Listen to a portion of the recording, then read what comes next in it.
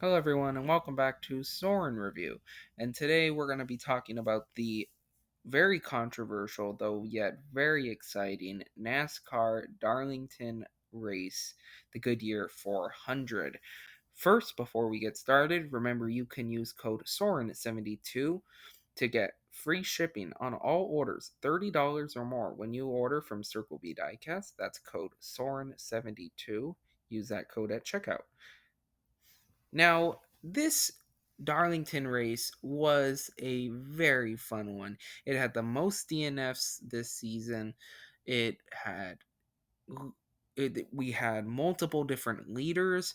We had a lot of great racing, a lot of great action, and in the end, it was Joey Logano, the pole sitter, who won. However, that uh, as we know, there is not a single Joey Logano win, it seems, that doesn't come without controversy. Joey Logano wins, and this was the main thing I want to talk about. Joey Logano wins after bumping William Byron out of the way.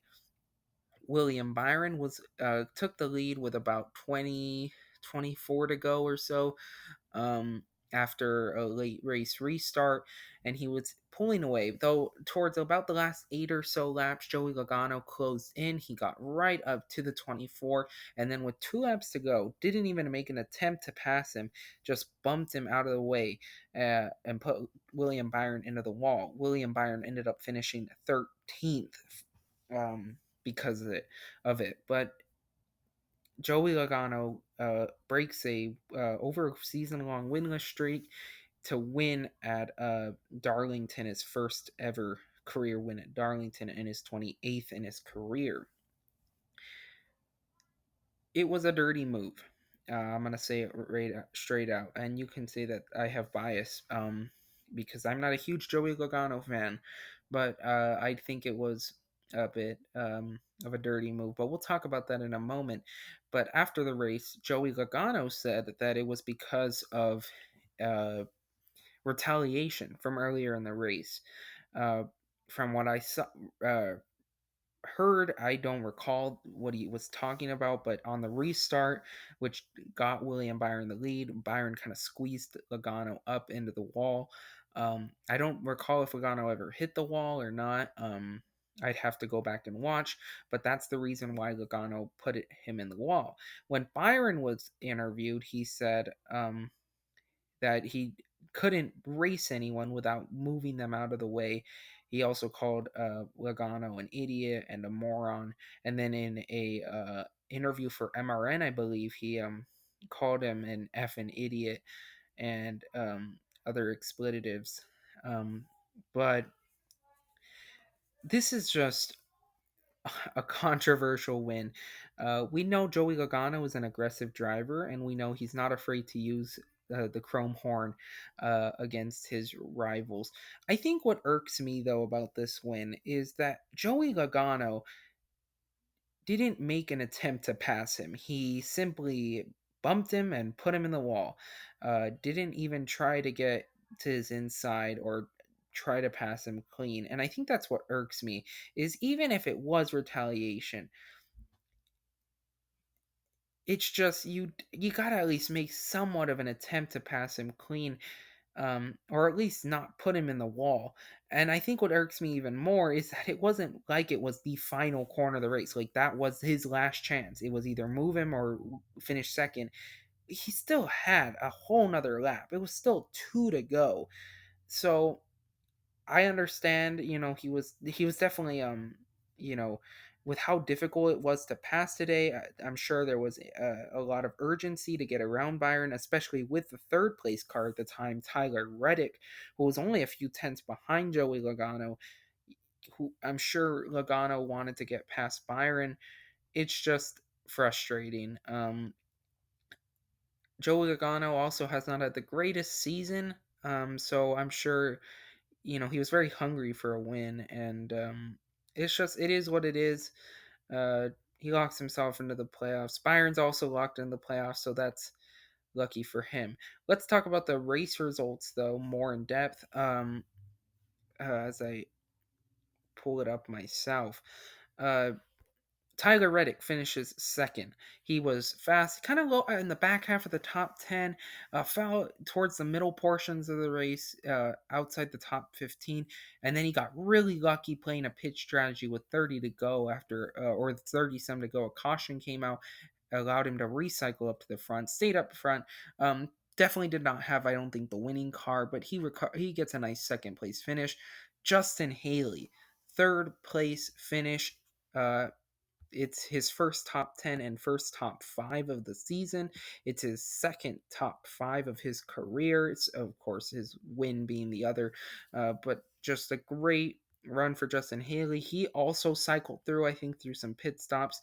And then a big wreck happened with about 20 some to go, and we'll talk about that in a moment. But he was one of those who made it through, and he was able to get up and keep his position the top 5. Kevin Harvick finishes fourth. He is now has the most consecutive top 10s at Darlington, making it 13. So a good run for Kevin Harvick. Wasn't great, but he recovers for a nice fourth. And Chase Elliott in a backup car gets a fifth place finish. Christopher Bell, Michael McDowell, and Ricky Stenhouse Jr. Both again guys that were able to get through. Michael McDowell, actually, I believe he is on a roll lately, with his top tens. Been really consistent lately. I don't know what it is with McDowell, but currently he has three top tens in the last four races. So I don't know about McDowell. Also, Ricky Stenhouse Jr. gets his third top 10 of the season. So good run for him. Austin Dillon, bad run at the beginning. He recovers for a ninth. Daniel Suarez, top 15 all day, gets a nice 10th. Almirola, Ty Dillon, also in the top 12. William Byron, like I said, finishes 13th. And I believe Harrison Burton and Todd Gillen get their best finishes of the year, 14th and 15th, respectively. So looking now towards the DNFs, and this will allow me to go through the race and go through the notables of what happened. Kyle Larson, you'll see there, he is the first. He finished dead last today. Not a great run. Had an engine issue. Um, he was fast though. He also spun earlier, prior to the engine issue, but he was really fast. He finishes last.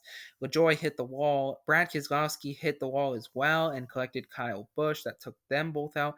Two brake failures today, both one by BJ McLeod, and then Alex Bowman, like I mentioned, he hit the wall, but then it ended his day due to a brake issue as well.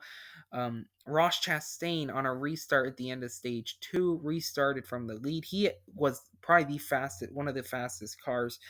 But he got loose on the bottom underneath Denny Hamlin and spun um, as well. But then, with like I mentioned, with 20 some to go, a big wreck happens on the backstretch and takes out a lot of good cars, both 2311 cars. That team cannot catch a break. They both of their cars wrecked and finished 27th and 28th, not runs they needed. Cole Custer also was having a top 15 run and he wrecked. Same thing goes for Eric Jones. He was top 10 the entire race today. So just up until that wreck. So just really unfortunate for Jones. Same thing for Martin Truex and Denny Hamlin, who were also collected. Just not great finishes. Just unfortunate overall, for those drivers. I don't have a pull up on your screen, but looking at the points currently, the cutoff line is between RCR teammates Austin Dillon and Tyler Reddick. They're separated by 1 point. Jones, because of that wreck, falls down. He is now 5 points out of the cutoff line. Daniel Suarez, I believe, is out by 18 points. And then Chris Buescher and Justin Haley are both out by I believe Busher's out by 26 and Justin Haley is out by 34. So Chase Elliott keeps the points lead for regular standings, but now we have a tie for second between William Byron and Ryan Blaney, and Logano moves up to fourth in the points. That's going to do it, though. Tell me in the comments below, do you think it was a controversy or not? I'm sure if you're a Logano fan, you don't think it probably is.